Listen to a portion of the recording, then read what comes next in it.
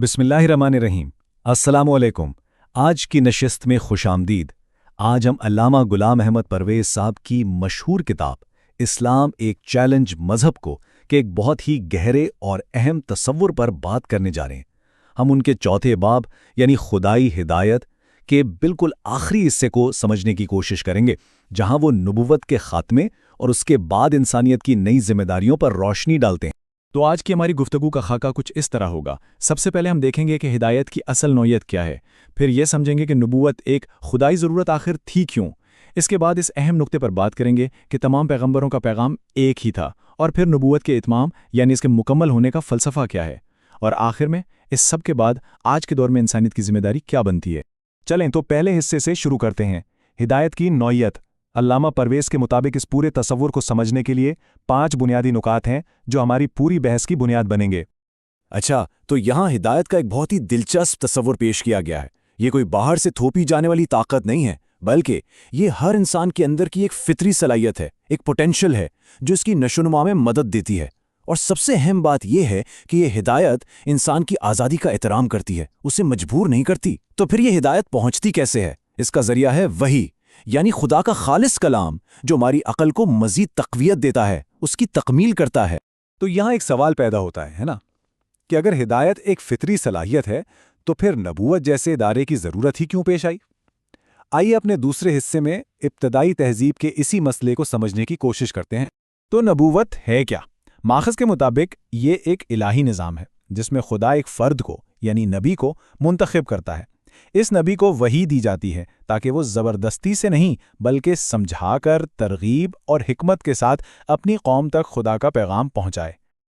یہ سلائیڈ اس بنیادی کشمکش کو بہت خوبی سے دکھاتی ہے جس کا سامنا انسانیت کو تھا۔ ایک طرف معاشرے کو انتشار سے بچانے کے لیے نظم و ضبط کی ضرورت تھی، اور دوسری طرف انسان کی انفرادی آزادی کو بھی بچانا تھا جو اس کی سب سے بڑی خوبی ہے۔ تو سوال یہ تھا کہ رہنمائی کیسے کی جائے کہ آزادی بھی نہ چھن جائے؟ اور اسی مشکل کا حل نبوت کی شکل میں سامنے آیا۔ یہ کوئی کنٹرول کا نظام نہیں تھا بلکہ رہنمائی کا ایک ذریعہ تھا۔ اس کا مقصد انسان کی آزادی کو محفوظ رکھتے ہوئے اسے غلط استعمال کے خطرات سے بچانا تھا تاکہ وہ ایک آزاد مخلوق کے طور پر اپنی منفرد حیثیت قائم رکھ سکے۔ اب ہم تیسرے حصے کی طرف بڑھتے ہیں۔ یہاں ایک بہت ہی اہم نقطہ اٹھایا گیا ہے۔ تاریخ میں پیغمبر تو بہت آئے، لیکن کیا ان کے پیغامات الگ الگ تھے؟ مصنف کے مطابق وحی کا اتحاد ہمیں بتاتا ہے کہ پیغام کی جو روح تھی وہ ہمیشہ ایک ہی رہی۔ جیسا کہ قرآن خود سورۃ النساء کی آیت 163 اور 164 میں فرماتا ہے، اِنَّا أَوْحَيْنَا إِلَيْكَ كَمَا أَوْحَيْنَا إِلَىٰ نُوحٍ وَالنَّبِيِّينَ مِن بَعْدِهِ۔ یہ آیت صاف صاف بتا رہی ہے کہ وحی کا سلسلہ کسی ایک قوم یا دور تک محدود نہیں تھا، اور بہت سے رسول ایسے بھی تھے جن کا ذکر ہمیں نہیں معلوم۔ اور اسی وحدت پر زور دیتے ہوئے سورۃ البقرہ کی آیت 285 میں ایمان والوں کا قول نقل کیا گیا ہے کہ لا نفرق بین احد من الرسل، یعنی ہم اس کے رسولوں میں سے کسی کے درمیان کوئی فرق نہیں کرتے۔ یہ اس بات کی پکی دلیل ہے کہ تمام انبیاء ایک ہی خدائی پیغام لے کر آئے تھے، اور ان میں فرق کرنا اس پیغام کی اصل روح کے خلاف ہے۔